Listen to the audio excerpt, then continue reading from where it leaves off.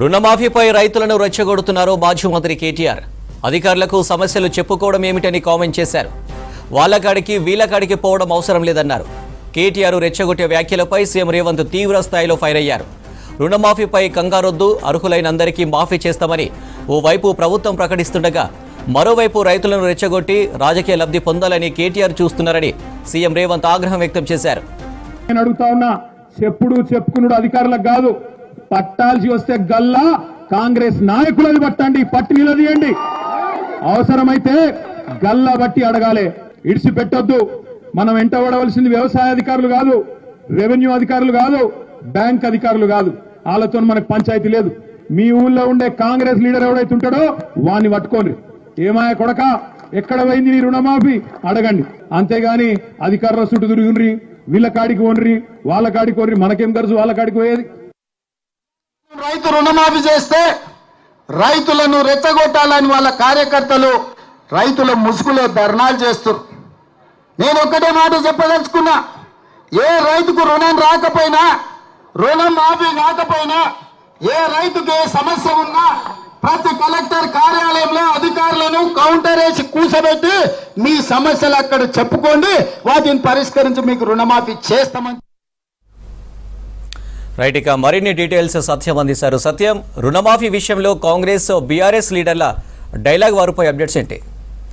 అనిల్, రుణమాఫీ విషయంలో ఇటు కాంగ్రెస్ బీఆర్ఎస్ నాయకుల మధ్య మాటల యుద్ధం కొనసాగుతుంది. బీఆర్ఎస్ పార్టీ ఈరోజు రుణమాఫీ పూర్తి స్థాయిలో కాంగ్రెస్ ప్రభుత్వం చేయలేదంటూ ఆరోపణ చేస్తూ ఈరోజు రాష్ట్ర వ్యాప్తంగా ఆందోళన చేపట్టింది. ఇక ఈరోజు చేవెళ్ల నియోజకవర్గంలో ధర్నాలో పాల్గొన్న బీఆర్ఎస్ వర్కింగ్ ప్రెసిడెంట్ కేటీఆర్ రైతు రుణమాఫీ ఎవరికైతే కాలేదో వారంతా కూడా ఎమ్మెల్యేల ఇంటికి వెళ్ళండి, ఇల్లు ముట్టడించండి, ఎమ్మెల్యేలు కాంగ్రెస్ ఎమ్మెల్యేలని నిలదీయండి ఆయన కామెంట్ చేశారు. దీనిపై సీఎం రేవంత్ రెడ్డి తీవ్ర స్థాయిలో ఆరోపణ చేశారు. ఇక బీఆర్ఎస్ పార్టీ, ఆ పార్టీ వర్కింగ్ కేటీఆర్ రైతులను రెచ్చగొట్టే ప్రయత్నం చేస్తున్నారంటూ కూడా కాంగ్రెస్ పార్టీ ఆరోపణ చేసింది.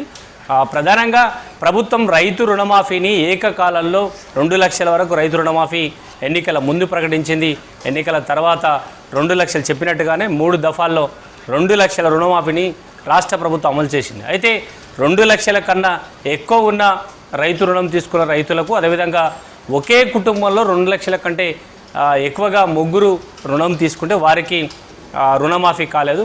వారితో పాటు టెక్నికల్ ఇష్యూస్ అంటే ఆధార్ కార్డులో ఒక పేరు, పాస్బుక్లో ఒక పేరు, బ్యాంకులో పేర్లో రైతు పేరులో మిస్టేక్స్ ఉంటే అలాంటి వారికి రైతు రుణమాఫీ కాలేదని రాష్ట్ర ప్రభుత్వం గుర్తించింది.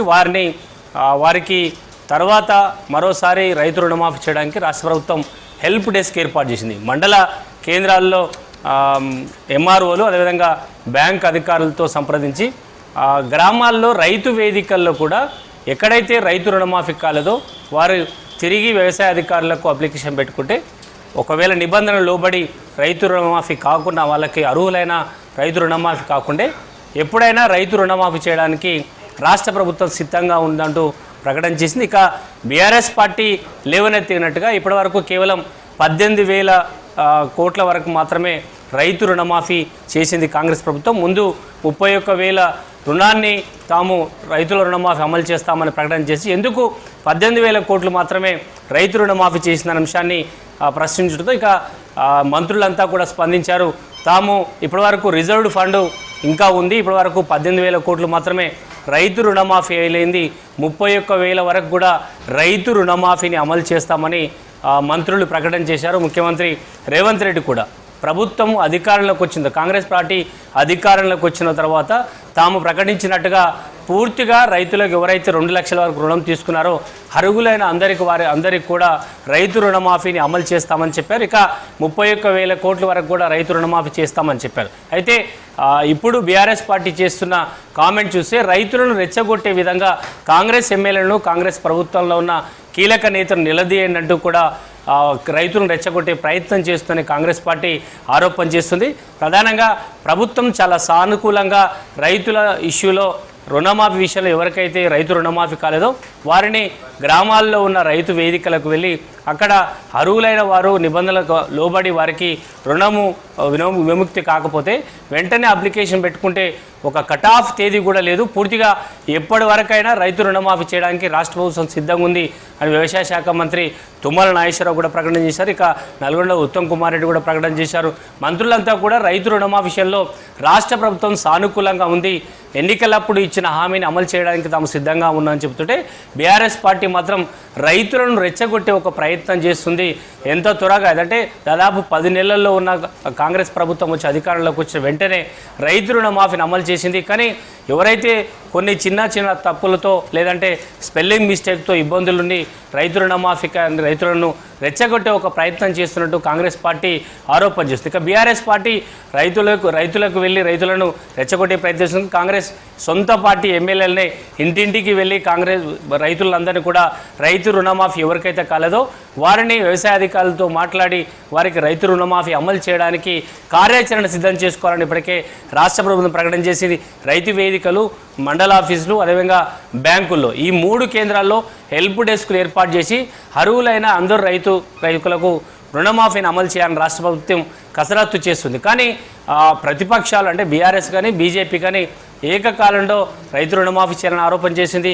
ఇక గత ఎన్నికల ముందు ఎన్నికల తర్వాత అధికారంలోకి వచ్చిన కాంగ్రెస్ పార్టీ చెప్పిన 31,000 ఎందుకు అమలు చేయాలనే అంశాన్ని ప్రజల్లో తీసుకెళ్లే ప్రయత్నం చేస్తుంది. కానీ రాష్ట్ర ప్రభుత్వం సానుకూలంగా రైతుల పక్షాన మాట్లాడే ప్రయత్నం చేస్తుంది, వారిని సమస్య పరిష్కరించే ప్రయత్నం చేస్తుంటూ బీఆర్ఎస్ పార్టీ రెచ్చగొట్టే ప్రయత్నం చేస్తున్న అంశాన్ని కాంగ్రెస్ పార్టీ ప్రజల్లోకి తీసుకెళ్లే ప్రయత్నం చేస్తుందని చెప్పొచ్చు.